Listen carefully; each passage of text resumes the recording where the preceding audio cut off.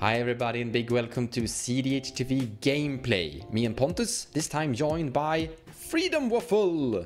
Hey guys, my name's Freedom Waffle. I have a YouTube channel just by Freedom Waffle, so you can check me out. I'm a CDH tournament grinder and content creator. Also with us, we have Bear. Hey, hello everybody. Thank you for having me. I'm Bear Claymore. I have a Twitch channel. You can find it on bearclaymore.com, where we focus on CDH playgroup to allow other new players to join us and learn how to play CDH. So I went through a lot of work to get the Dargo dude on the show, and then he doesn't play Dargo, so I have to play Dargo myself. So I'm playing Dargo Tymna, just my favorite deck, and yeah, Mardu stuff and Dargo synergies. Let's go. So we got a request to play some cool hulky stuff, so I'm actually playing Max, as I'm so used to saying Max and Will, but it's basically very similar to a Blood Pod deck with Protean Hulk somewhere. There it is, Protean Hulk. And the similar typical stuff Blood Pod was doing before, with Birthing Pod. Today I am bringing Tymna Kraum, my good soup list. Unfortunately not playing Dargo Thras today. Recently I've been switching to Tymna Kraum for a couple tournaments.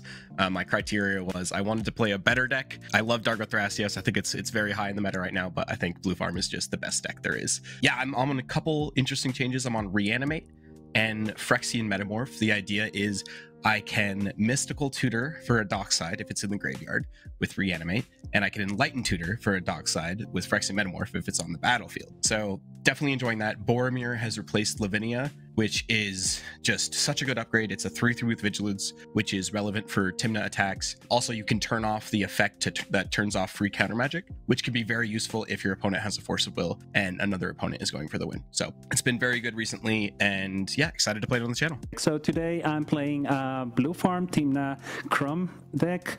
It's pretty much the shell, the template for Blue Farm, with a few tweaks of my own based on my own meta. As you can see, I added Teferi Time Raveler as some sort of silence effect that I can put into play, so to allow me go for a win if I find it sooner. I also added a couple of board wipes, those being Dam and Toxic Deluge. Again, because the meta I normally play with, it's a little bit more heavy on creatures, and sometimes if the game goes longer, those come very handy. I've also added, as you can see, the One Ring and Orcish Bowmaster, which are pretty much already template or staples for the meta. And that's it. I'm testing it, so let's see how it goes. All right, we had some very rough mulligans here. So I went to 4, just didn't find any keepable hands.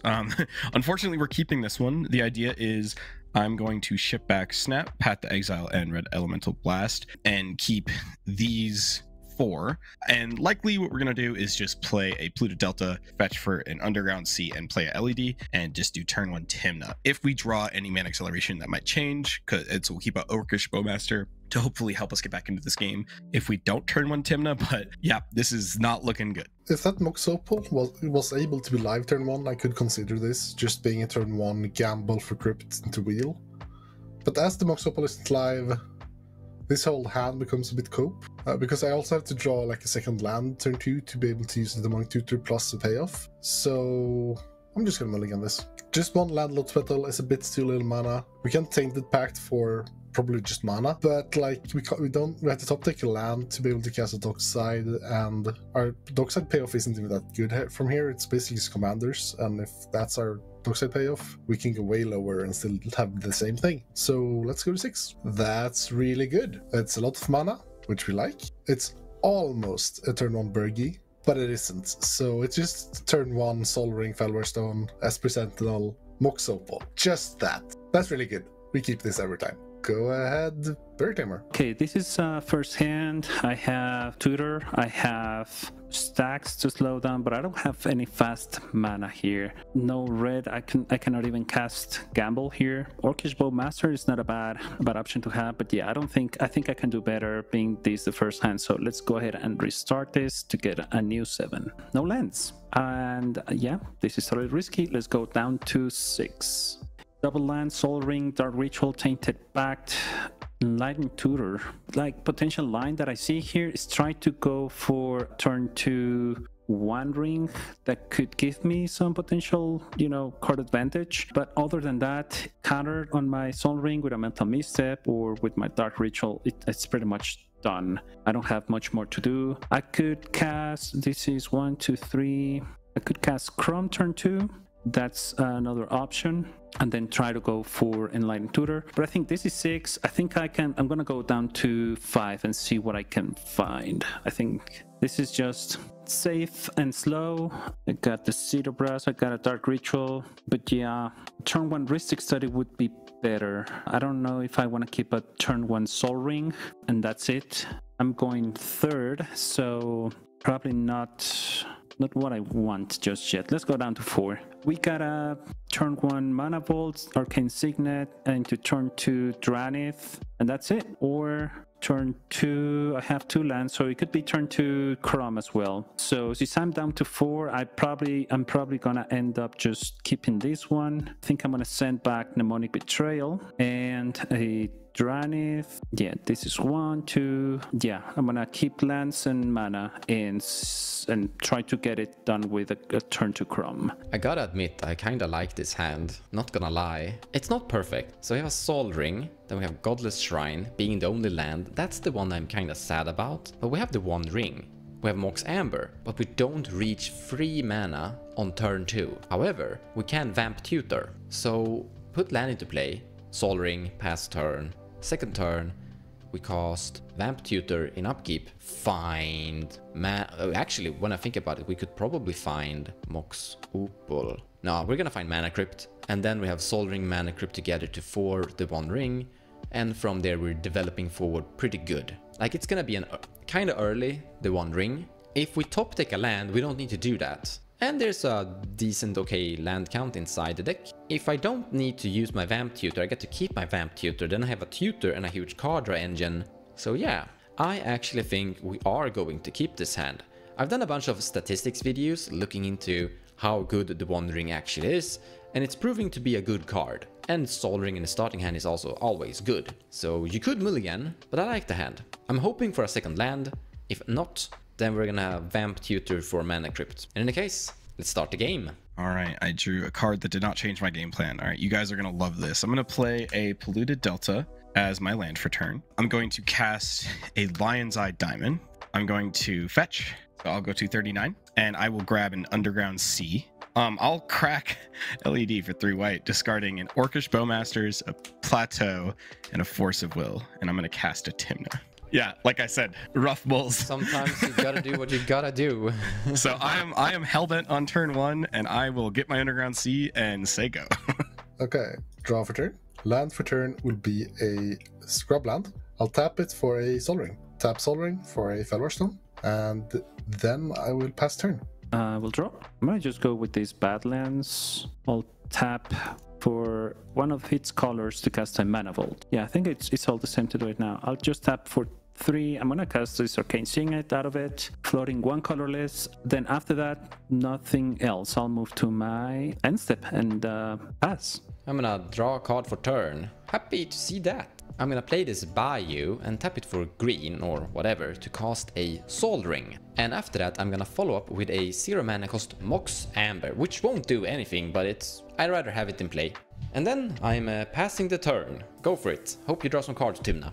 I will go to combat, and I will swing over at, let's do, I think Pontus is probably the one that uses life total the most, so I'll swing at Pontus. No blocks, take 2. All right, I'm going to gain 2, pay 1, and draw 1 unless there's any effects. All right, I will go to 40, and I will draw a card, and I did not draw land, so I will just ship the turn. Go to my turn. So you know how you sometimes get very snowed in on a specific line and then the line doesn't work?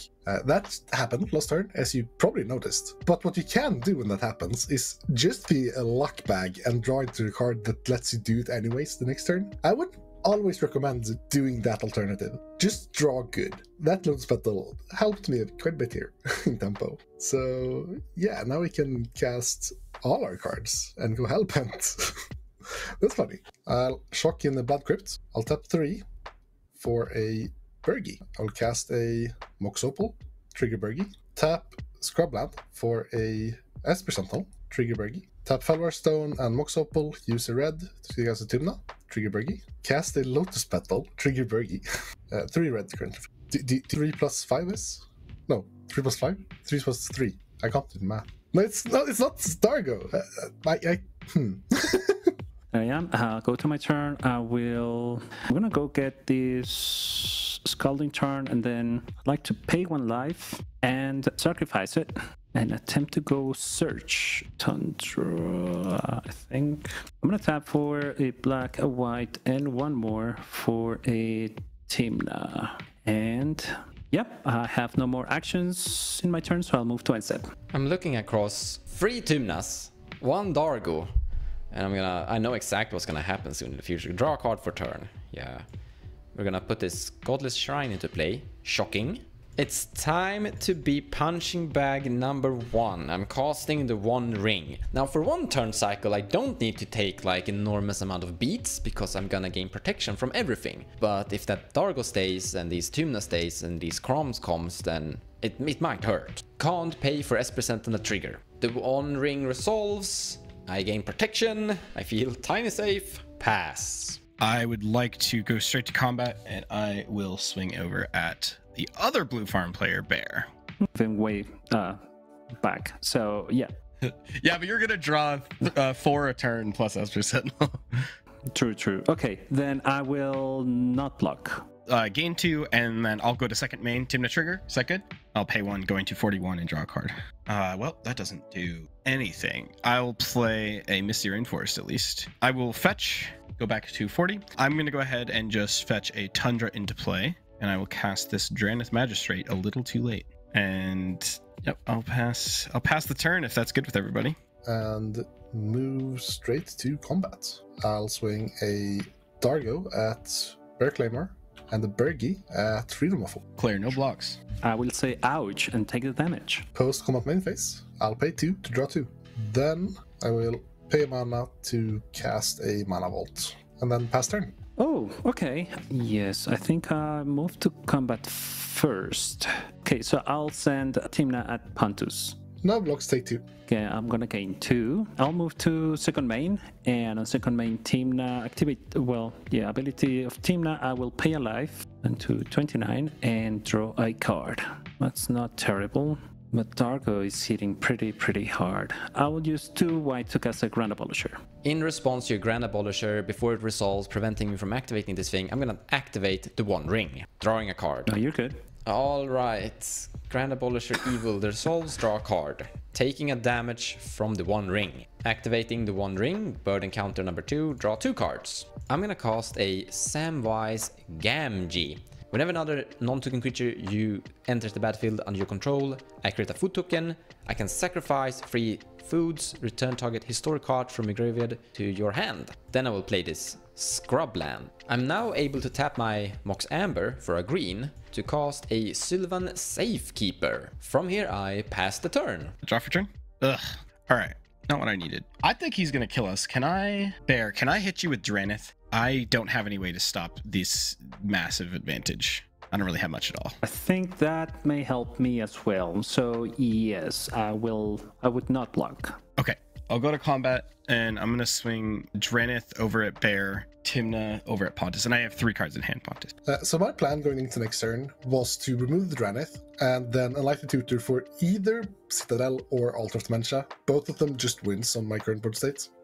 I do expect there to be counter magic. There might even be an Oppo from Mons, which would be very annoying. So, but that means that either way, I should just kill the Drannith here. I don't get the upside of Waffle tapping out before, or so he doesn't have interaction, but I do have the upside of maybe dying a card. So I think that's just a great play, and that's what we're gonna do. So let's Soul Petition the Drannith. If he's doing it, he's probably trying to win, because he doesn't, like, he's got his commanders out, so all he would have is like a Breach or a Dargo combo, like a Altar of Dementia, because he has Bergie already. So all he needs is any sack outlet to go infinite. Yeah, that's gonna. I can agree. I believe that this is good to stop. I see the potential of him winning by doing this. I was gonna ask card hand size from everybody. I have 3. I have 2. I have 5. Oh, yeah, Virgi triggers. Yes, I'd like to tap this Watery Gray for a black, and let's find it, because otherwise I do think you may win. I'm gonna cast a Money Consultation. Oh, That's responsibility. I pass. I'll pay either one for Esper. SWAT and see what we find. We have Flooded Strand, Dockside, Right, Plateau, Grim Monolith, and one more. Skull Tutor. So not there.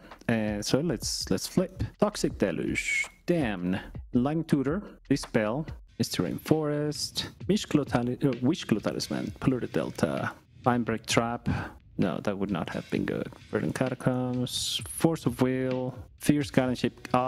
It showed up first. Well, let's go for it. Yay, there it is. Can you all see it? Oh, you cannot see it because my face is right there in the middle. So Deflecting Sword to my hand, and then I'd like to cast it for its alternate cost. The most value may be coming from Bergi. There's also not many cards to cast right now at the moment, so it won't give that much value. Attacks, I think there's 2 attacks there, so would be drawing 2 cards. Now, I'm afraid of Dargo, but Dargo can come back like super easy once the Draenei is gone. Let's remove card advantage from the possibilities. Let's target Tymna, the Weaver. Tymna is dead, my attacks doesn't really matter anymore. And then I might just punish the one who's slow on life instead of going for card draw. Here's the thing. yeah. Here's the thing. I want to say something to that. Pontus actually never does that. He's a good player. He will send a Dargo at me. He's not gonna... What's the name? What's your reputation? a good one, actually. This is a good reputation. You're never actually you're never attacking with vengeance. Prove me wrong and attack me. I wasn't saying vengeance, but my argument is basically I have 2 cards in hand. Mons has more. Mons Wandering will draw more than a Tymna. I don't really see how.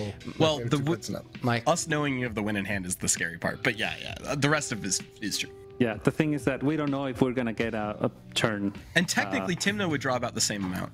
This turn, yes, but not over. But not later, yeah. But sure, we can kill Tymna. But I mean, I'm gonna die to Dargo still, so don't worry.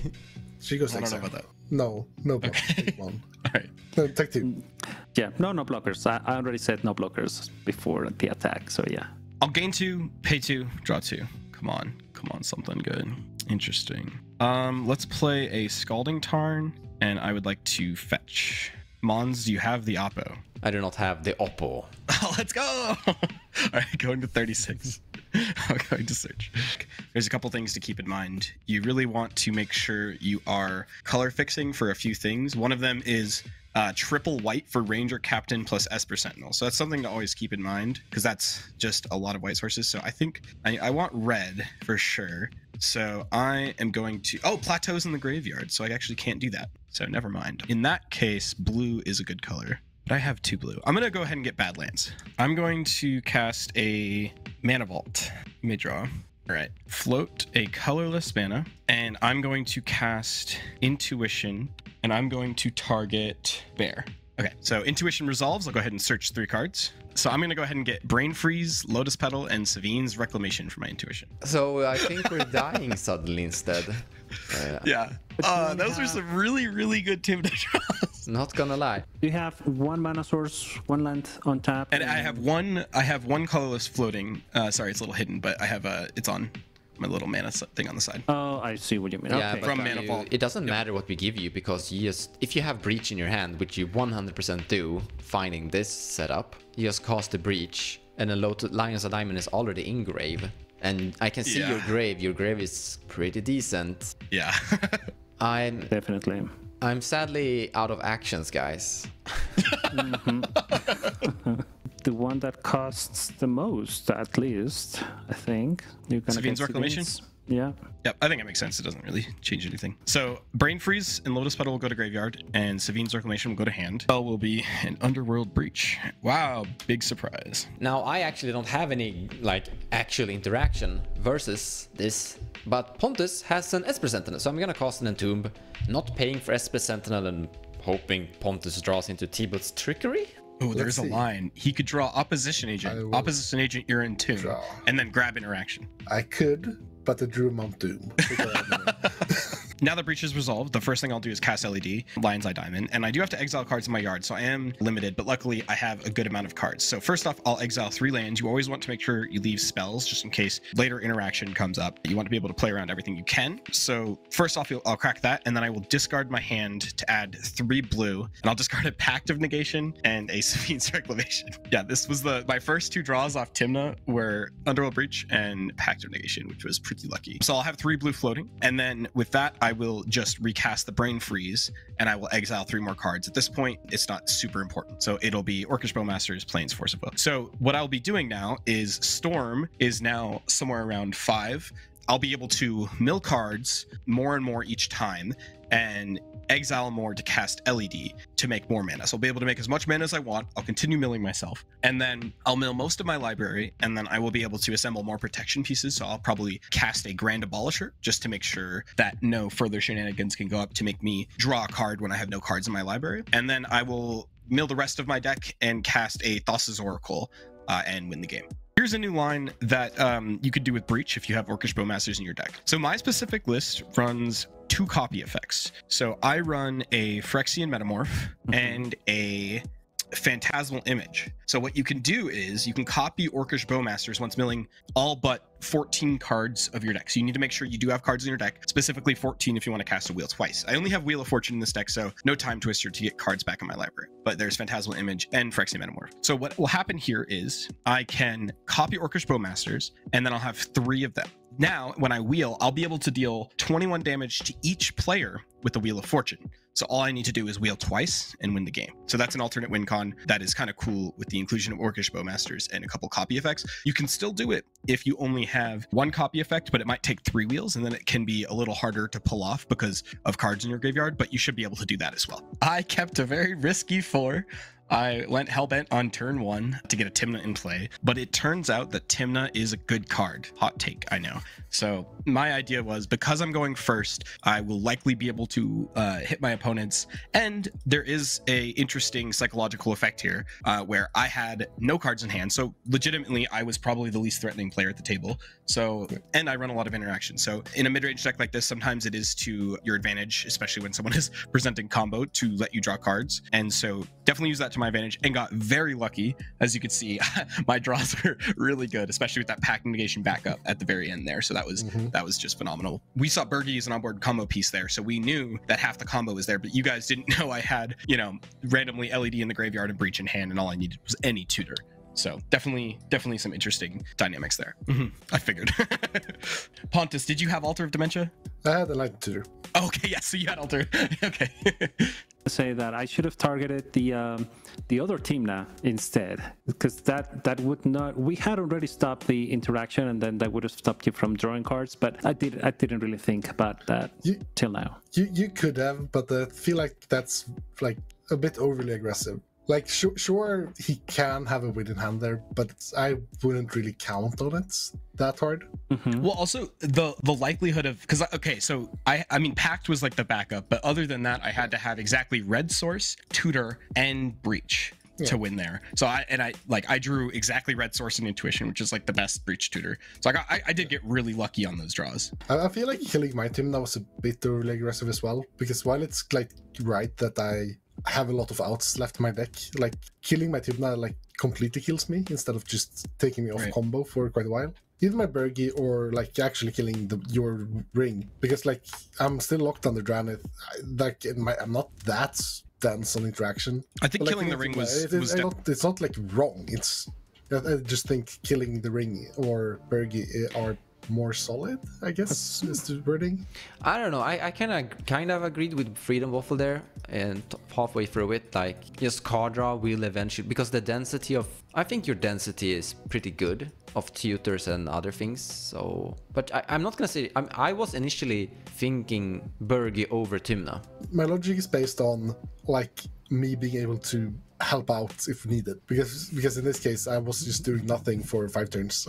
It's a hard one though, because a non-blue deck doesn't run as much interaction. Though I know you do run a good amount of removal. I don't know. And like 8 pieces. In my so I've played against Tymna Dargo for a while. I haven't felt like this is a deck that is like sure you do when you can, but I never felt that this is a deck that is controlling the board and helping to help. I'm not saying I'm going to only help. I'm saying that there's 3 win attempts before I untap again. Yeah, but I'm also saying that. And I'm probably not win attempting on my turn. Yeah, but the thing is that there are decks that are like very good at helping and protecting and making sure that no one else wins. And I've never felt that Tymna Dargo is that. No, I'm not saying that either. I'm just saying that there's 3 people we need to stop before I untap again.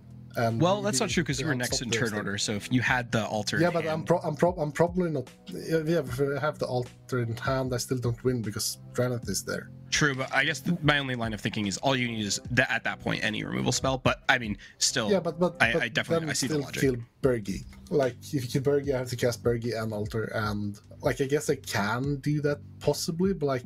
Pontus, would you have benefited? Yeah? Would you have benefited from casting Soul Partition on end step rather than in attacks during attacks? In hindsight, that would be way better because I would have Soul Partition for the breach, which wouldn't have helped in hindsight. If on top of that, well, it would have. I think it would have because I couldn't beat 2 pieces of interaction because the Demonic Consult plus the Soul Partition would have stopped me. Yeah, that's fair. Like if you count in the consult, yeah. No, actually, I could have. There would have been a Fierce. I would have pacted the Fierce, and then I could have packed from Yard and beat the Soul Partition. Actually. Now that's it for us. Hope you enjoyed the game and the post-game talks. Thanks so much for watching, and we'll see you next time.